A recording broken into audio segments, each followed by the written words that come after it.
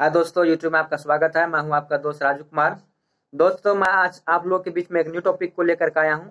आज का टॉपिक है मुसोलिनी के उदय के बारे में, या कह देगा कि मुसोलिनी का उत्थान के बारे में वर्णन कीजिए, या मुसोलिनी के चरित्र का वर्णन कीजिए। सबका दोस्तों मीनिंग एक ही है। आपको जो मैं एक्सप्लेनेशन दूंगा उसको अच्छी तरीका से देखिए और समझने का कोशिश कीजिए। अगर समझ लीजिएगा तो मैं गारंटी लेता हूं कि आप 90% तक एग्जाम में सही लिख करके आइएगा और अच्छा खासा मार्क्स उठा पाइएगा। तो दोस्तों, अपने टॉपिक के पर चर्चा करेंगे। उनसे पहले मैं बता दूं आपको, अगर आप मेरे चैनल पर नए हैं या पहले से जुड़े हैं और चैनल को सब्सक्राइब नहीं किए हैं तो चैनल को सब्सक्राइब कर दीजिए। और जो भी आपके अपने दोस्त हैं जिसका मतलब कि एग्जाम होने वाला है तो यूरोपियन हिस्ट्री से खास करके उसको उसके साथ में दोस्तों वीडियो को शेयर कर दीजिए ताकि उसका भी हेल्प हो सके, उसका भी मदद हो सके। तो दोस्तों, आज ही हम बात करते हैं अपने टॉपिक के ऊपर। तो दोस्तों, मुसोलिनी के बारे में बता दूं मैं कुछ आपको। ये काफी क्रूर लकी शासक के रूप में जाना जाता है। अब इसका चर्चा करते हैं शुरू से लेकर अंतिम तक, स्टेप बाय स्टेप। मुसोलिनी का जन्म दोस्तों 1883 ईस्वी में इटली का जो एक पहाड़ी इलाका था, रोमिना नामक या रोमाना भी कहा जाता है उसको, वहां पे उसकी जन्म हुई थी। उनके पिता जो थे दोस्तों समाजवादी और क्रांतिकारी प्रवृत्ति के व्यक्ति थे। और मुसोलिनी के जो माता थी, जो इनकी माँ थी, वो एक अध्यापिका भी थी। प्लस उस टाइम जो समाजवादी या क्रांतिकारी को भी तरह की जो चर्चा हो रही थी या उस तरह जो भी विचारधाराएं थी उनसे वो अवगत थी, उनसे वो प्रभावित थी। उन्हीं का असर उन्हीं का बेटा मुसोलिनी के ऊपर पड़ा। और मुसोलिनी भी बचपन से ही क्रांतिकारी और समाजवादी से प्रभावित रहा करते थे और उनसे जुड़े हुए रहते थे। अपने माँ के प्रोत्साहन देने के कारण, माँ से मोटिवेशन के कारण इन्होंने अपनी जो भी शिक्षा था न्यूनतम स्तर वहां तक प्राप्त करने के बाद 18 वर्ष की उम्र में ही मुसोलिनी ने अध्यापक का पद ग्रहण करके अध्यापक का काम करना शुरू कर दिया। और जब अध्यापक का काम करना शुरू कर दिया, इनको उसमें कुछ दिन करने के बाद मन नहीं लगने लगा। उनको मन हुआ कि कुछ और उच्च शिक्षा ग्रहण किया जाए। तो मुसोलिनी ने दोस्तों उच्च शिक्षा ग्रहण करने के लिए इटली से स्विट्जरलैंड चला गया। और स्विट्जरलैंड जाने के बाद वहां पे, लेकिन ये इसके अंदर कुछ अलग ही मतलब की जज्बा थी। जब वहां पे शिक्षा ग्रहण करने के लिए गया, इस दिल में अंदर से मोटिवेट हुआ करता था श्रमिक संगठन या कृषकों के लेकर के, काहे न उसकी स्थिति में सुधार किया जाए, काहे न उन लोग जो उन लोग के अंदर कमी है या उन लोग को लेकर काफी बोला कि कमी के लेकर उत्खनन होते रहता है या कोई तरह की बात होती रहता है, उसमें सुधार किया जाए। उन्हीं के कारण ने दोस्तों मुसोलिनी ने पार्टिसिपेशन शुरू कर दिया श्रमिक संगठन को लेकर के, उन लोगों के बारे में चर्चा करना शुरू कर दिया और पत्र लेखन का काम शुरू कर दिया। और भी अपना जो वहाँ की उस टाइम क्या बोले, एक तरह से कमी थी, खामियां थी, मजदूरों को जो तकलीफ था उसको पत्र लेखन के द्वारा उजागर जब करने लगा, स्विट्जरलैंड के सरकार को बड़ी बुरा लगा, वहां के शासक को बड़ी बुरा लगा, ये व्यक्ति विद्रोह फैलाने में लगा हुआ है। जिस कारण से वहां पे इसको निष्कासित कर दिया, देश से निकाल दिया, स्विट्जरलैंड से निकाल दिया इसको। और स्विट्जरलैंड से जब वापस आया, फिर 5 वर्ष रहा दोस्तों, 18 वर्ष की उम्र में गया और 23 वर्ष तक रहा स्विट्जरलैंड में। 5 वर्ष के बाद जब आया, फिर से अध्यापक का पद ग्रहण कर लिया और अपना जो जिसे जीवन यापन कर रहा था उसे करने लगा। लेकिन दोस्तों उसको मन लगता ही नहीं था उस अध्यापक वाला काम में। उसका तो अंदर तो वो कृषक वर्ग को लेकर के, श्रमिक संगठन को लेकर चल रहा था। तो वो चाह रहा था कि उसकी स्थिति में सुधार करने के लिए चाह रहा था अंदर से पूरा वो उसको भी दोस्तों आप वही काम कीजिए जिसमें आपकी मतलब हॉबी हो, जिसमें आपकी रुचि हो, वो काम करने में काफी मजा आता है और उसमें सक्सेस भी मिलती है। ये बात भी सही है। तो इसीलिए मुसोलिनी को उसमें अध्यापक वाला काम में मन नहीं लगता था। उनको मन लगता था कृषकों के बारे में या कोई श्रमिकों के बारे में, मजदूरों के बारे में कोई अच्छा काम करने का उसको मन लगता था। तो उन्होंने क्या किया, श्रमिकों के संगठन में फिर से आके जुड़ गया। और 1900 मतलब कि उस टाइम में मतलब कि एक अथी हुआ था, क्या बोलते हैं, 1908 ईस्वी में इटली में 1908 ईस्वी में कृषि सुधार आंदोलन चलाया गया था। और उस आंदोलन में पार्टिसिपेशन किया, मतलब सम्मिलित हो गया मुसोलिनी। उसके जब वो सम्मिलित हो गया, वो भी जब उस कृषि सुधार आंदोलन में दोस्तों अपना पार्टिसिपेशन दिखाने लगा, अपना भागीदारी को, अपना जिम्मेदारी को जब दिखाने लगा सरकार को, सरकार क्या किया, उसको तुरंत कैद कर लिया गया, उसको गिरफ्तार कर लिया गया। यही तो है, आज कोई घटना घटा उसके बारे में चर्चा कीजिए, कल कुछ न कुछ आपके ऊपर हो जाएगा। ये अभी भी अपना इंडिया में भी है। उसके ऊपर दोस्तों उसको गिरफ्तार कर लिया कि वो भड़काऊ वाला काम कर रहा है। गिरफ्तार किया, लेकिन कुछ दिनों के बाद उसको फिर से रिहा कर दिया गया। जब रिहा कर दिया गया दोस्तों, तो वो अध्यापक का पद ग्रहण नहीं किया, उन्होंने पत्र लेखन का काम फिर से शुरू कर दिया और अवंती पत्रिका का संपादक बन गया, अवंती पत्रिका का संपादक। उसके बाद दोस्तों जब संपादक बन गया, उसके बाद उसी टाइम 1914 ईस्वी में फर्स्ट वर्ल्ड वार 28 जुलाई 1914 ईस्वी को प्रथम विश्व युद्ध की शुरुआत होती है। जब विश्व युद्ध की शुरुआत होती है तो शुरुआती जो पीरियड थी उस टाइम मुसोलिनी का विचार नहीं था कि उस युद्ध में पार्टिसिपेशन करे इटली। लेकिन बाद में क्या हुआ नहीं हुआ, उन्होंने अपना विचार को प्रस्तुत किया अपने पत्र के माध्यम से कि नहीं, इटली को भी फर्स्ट वर्ल्ड वार में, प्रथम विश्व युद्ध में भागीदारी लेनी चाहिए। लेकिन वहां के जब ये बात विक्टर एमेलियस वहां के सम्राट के पास गया कि ये चाह रहा है मुसोलिनी की भागीदारी ले, उसको जो अवंती पत्रिका के संपादक थे उसको पद से निष्कासित कर दिया, पद से हटा दिया। जब उसको पद से हटा दिया, उन्होंने खुद की अपने एक पत्रिका जारी किया, अपने खुद का पत्रिका का प्रकाशन किया, जिसको पोपिलो डो इटाली कहा जाता है। आसान भाषा में कहिए तो इटली की जनता उस पत्र का नाम था। उस पर काम करना शुरू कर दिया। उस पर जब काम करना शुरू कर दिया, उसके 1 वर्ष बाद ही इटली क्या किया, अब इटली का मन था नहीं करने का फर्स्ट वर्ल्ड वार में पार्टिसिपेशन, लेकिन 1 वर्ष बाद दोस्तों क्या किया, वो प्रथम विश्व युद्ध में भाग ले लिया इटली।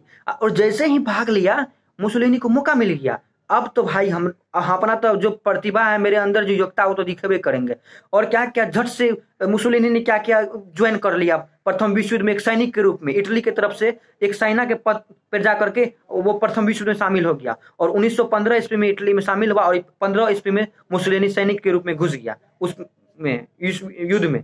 और 15 से 17 और 2 साल तक दोस्तों मतलब कि शासन किया, मतलब शासन जो उस युद्ध हुआ उसमें 2 साल तक अपना भागीदारी निभाया। और जब मुसोलिनी घायल हो गया 1917 ईस्वी में, जब ये काफी घायल हो गया, लड़ने की स्थिति में नहीं था, तब इसके जो वहां के जो मतलब कि शासक थे उसको हटा दिया गया कि भाई अब तुम घायल हो चुके हो, ज्यादा देर रहोगे तो कुछ ज्यादा दिक्कतें आ जाएगी, इससे अभी छोड़ दो। तो 2 साल के बाद उसको हटा दिया। और दोस्तों उसी टाइम में बोल्शेविक में एक क्रांति हुई थी। उस क्रांति से इटली काफी प्रभावित हो गया था और चाहता था कि वहां की जो शासन व्यवस्था थी, शासन प्रणाली थी, उसको इटली में अपनाने के लिए। लेकिन इसका साफ घोर विरोध करता था मुसोलिनी, इसका मतलब विरोध करता था। लेकिन उन लोगों ने काफी बोल्शेविक मतलब काफी लोग से प्रभावित हो गए थे, जिस कारण से उसके खिलाफ, बोल्शेविक के खिलाफ इन्होंने मतलब कि मुसोलिनी ने फिर से मतलब कि एक दल की गठन करने का सोचा, जिसको दोस्तों फासिस्ट दल कहते हैं। बहुत इंपॉर्टेंट दल है, लिखना मत भूलिएगा, फासिस्ट दल। और फासिस्ट दल का गठन 1919 ईस्वी में मुसोलिनी ने किया था। जिस टाइम में दोस्तों फासिस्ट दल की गठन किया गया था, उस टाइम मात्र 17,000 सदस्य थे। 1 वर्ष में मात्र 17,000 सदस्य हुए। और जस्ट 1 साल बाद ही 1919 में हुआ, 1920 ईस्वी में दोस्तों इसका जो सदस्य था 17,000 से बढ़ के 30,000 हो गया। उनसे भी सबसे बड़ी बात, एक क्रांतिकारी परिवर्तन, 1920 से 1921 मतलब मात्र 1 वर्ष इसकी फासिस्ट दल में सदस्यों की संख्या 3 लाख हो गई दोस्तों। 3 लाख, कहां 17,000, 30,000, 3 लाख, अब इतनी बड़ी संख्या में हो गया। और उसी टाइम में दोस्तों इटली में पार्लियामेंट में जो चुनाव हुई, उसमें इसके मतलब कि सदस्य जो थे मतलब 3 लाख, उसमें 35 मतलब 35 सदस्य इलेक्टेड हो गए निर्वाचन में, पार्लियामेंट के इलेक्शन में इसका निर्वाचन हो गया। अब दोस्तों सोचिए, जिसका सदस्य कर ले उसको तो पावर आ गया, और अपनी शक्ति, जब उसका शक्ति उसके अंदर आ गया, कितना मेरे सदस्य आप पार्लियामेंट में बैठते हैं, तो उन्होंने क्या किया, अपना शक्ति को, और मुसोलिनी ने अपना शक्ति को और बढ़ाने के लिए कि मेरी शक्ति में और ज्यादा इजाफा हो और ज्यादा वृद्धि हो सकती, उन्होंने क्या किया, एक दल का स्थापना किया, जिसको कि दोस्तों स्वयं सेवक दल कहा जाता है। और स्वयं सेवक दल की जो स्थापना किया दोस्तों 1922 ईस्वी में, उसकी भी संख्या दोस्तों बढ़ते बढ़ते 3 लाख की हो गई 1 साल के अंदर में। अब सोचिए 3 लाख हो गई, उसमें से अब 3 लाख सैनिक में से 50,000 सैनिक ऐसे थे जो मुसोलिनी के एक इशारा पे जान देने के लिए तैयार हो जाते थे। अब सोचिए कैसी प्रवृत्ति के थे मुसोलिनी। उसके भाषण थे इतनी अट्रैक्टिव थे, मतलब बात ही मत पूछिए। उसी भाषण पे उसके व्यक्तित्व और मतलब कि जादुई चरित्र कहिए उसका, जिसको बताए मोटिवेट होकर उसके दल में शामिल हो गया। और उस टाइम दोस्तों जो मतलब कि स्वयं सेवक दल को ज्वाइन करता था, उसके लिए सबसे बड़ी शर्त यह थी कि उसको सैनिक ड्रेस में रहना पड़ता था, काला कोट पहनना पड़ता था, झंडा रखना पड़ता था और हथियार के साथ रखना पड़ता था, पैरेड करना पड़ता था। ये सारी शर्तें थी स्वयं सेवक दल के सदस्य की, और ये करता था। जब इसकी मतलब कि वर्चस्व बढ़ता गया, शक्ति बढ़ता गया मुसोलिनी का, तो इन्होंने क्या किया दोस्तों, 1924 ईस्वी को वहां जो इटली में 2 दल थे, संघवादी और समाजवादी, इस दोनों दल के ऊपर दोस्तों आक्रमण किया। और आक्रमण करने के बाद क्या किया दोस्तों, उस पे अपना अधिकार जमा लिया, दोनों को हटा के अपना अधिकार जमा लिया। इस प्रकार से संघवाद और फासिस्ट दलों के बीच में युद्ध की शुरुआत हुई। इसमें हजारों लोग की जान चली गई, लेकिन किसी को कोई परवाह नहीं हुआ। इटली की सरकार थी उसको दबाने में असमर्थ था, वो नहीं दबा पा रहा था। बेचारा करता क्या, उसके हाथ में पावर ही नहीं थी, क्योंकि मुसोलिनी की जनता सपोर्टर ही इतनी हो गई थी, दलों की संख्या इतनी हो गई थी। अब उन्होंने एक आयोजन किया कि अब चलो इतना शक्ति तो आ गया भाई, चलो अब क्यों नहीं मतलब कि एक मतलब इटली की राजधानी रोम पर आक्रमण किया जाए। तो उन्होंने सोचा कि अब रोम के ऊपर आक्रमण किया जाए। रोम पर आक्रमण करने के लिए नेपल्स में मतलब कि एक आयोजन का गठन किया गया, जिसमें कि 40,000 सैनिक सदस्यों के साथ सदस्य उसके सैनिक के साथ में उपस्थित हुए थे।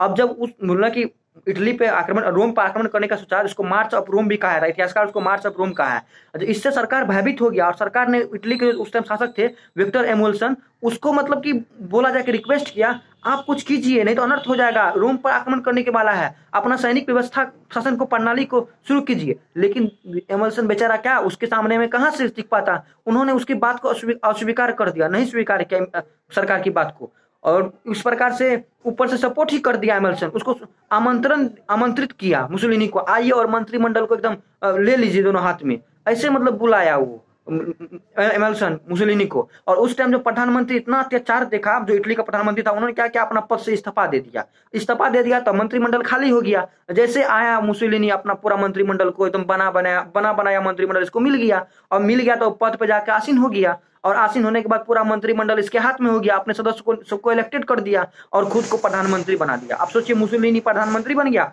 उसके जो दल के आदमी थे वो उनके सदस्य बन गए मंत्रिमंडल के। और 1 वर्ष के लिए दोस्तों पार्लियामेंट जो थे उनके मतलब कार्यकाल को 1 वर्ष के लिए अपने हाथ में छीन लिया, सारी पावर को छीन कर अपने हाथ में ले लिया। और उसी टाइम में मुसोलिनी ने एक मतलब कि बिल पास किया, एक एक्ट पास किया कि पार्लियामेंट में उसी की वर्चस्व होगी, उसी की सरकार होगी, उस सत्ता में वही सरकार होगा जो 60% मत हासिल करने में सक्षम होगा, जो विशेष बहुमत 2/3 भाग से जीतेगा। और 1924 ईस्वी में दोस्तों 1924 ईस्वी में इटली के पार्लियामेंट में मतलब कि निर्वाचन की पद्धति की शुरुआत होती है। और जब ये फाइनल 1925 ईस्वी में इसका इलेक्शन का रिपोर्ट आता है, तो ये दोस्तों इसमें 60% मत हासिल करने में मुसोलिनी सफल हो पाता है, और 60% मुसोलिनी के जो दल थे उनके सदस्य उभरते हैं। इस प्रकार से इटली के पार्लियामेंट में मुसोलिनी का अधिकार हो जाता है, और अधिकार होने के बाद जितने भी इसके विरोधी थे, जो भी थे विरोधी, उसको दबा दिए, और जो भी फासिस्ट दल के विरोध में काम करते थे या जूरी व्यवस्था थी, जूरी प्रथा थी, उन सभी को दबा दिया। और फिर दोस्तों 1928 ईस्वी में फिर से एक मतलब कि बिल लेकर आया, फिर से निर्वाचन हुआ, फिर से चुनाव हुआ 1928 ईस्वी में, उसमें पूर्ण रूप में उसको बहुमत मिल गया। उसमें इसलिए दोस्तों मिल गया क्योंकि मुसोलिनी ही जितना भी निर्वाचित इलेक्टेड कैंडिडेट था सबका लिस्ट मुसोलिनी ही ने तैयार किया था। तो ये तो आसान सी बात है कि जो तैयार किया उन्हीं के दल के थे, तो उनका दल ही आएगा। तो पूर्ण रूपेण से मतलब कि मुसोलिनी अपना अधिकार जमा लिया पार्लियामेंट के ऊपर। अब पार्लियामेंट में जमाने के बाद दोस्तों पार्लियामेंट के सदस्य, पार्लियामेंट वाला वर्चस्व हो गया, सभी सदस्य उसके अंडर के हो गए। देखते देखते इसकी इतनी ज्यादा शक्ति बढ़ गई कि इटली में किसी का भी एक पत्ता तक नहीं इसके अति से हिलता था, इतना डरता था आदमी इससे। और मंत्रिमंडल और संसद जो कोई भी काम करता है, कोई भी बिल पास करता है जनता के लिए, शासक के लिए, क्या किसी के ऊपर भी, वो बिना मुसोलिनी से पूछे एक कदम तक नहीं उठा सकता है, एक कलम नहीं चलता था बिना मुसोलिनी के पूछे। इस प्रकार से मुसोलिनी दोस्तों एक सिंपल घर से पैदा होकर के एक सिंपल तरीका से एक महान वहां शून्य से शीर्ष तक पहुंचने में सफल हो गया। और जो उसकी इच्छाएं थी, जो असीम महत्वाकांक्षाएं थी, जो उसकी अभिलाषा थी, वो इस तरह से पूरी हो गई और इटली का अधिनायक बन बैठा। दोस्तों यही कहानी थी मुसोलिनी का। मैं दोस्तों आशा करता हूं ये वीडियो आप लोगों को अच्छी लगी होगी। अगर मेरे वीडियो अच्छे लगे तो भाई दोस्तों सब जो कहते हैं चैनल को सब्सक्राइब कर लीजिएगा और बेल आइकन को प्रेस कर दीजिएगा। जय हिंद दोस्तों, मैं नेक्स्ट वीडियो मिलता हूं नेक्स्ट टॉपिक के साथ।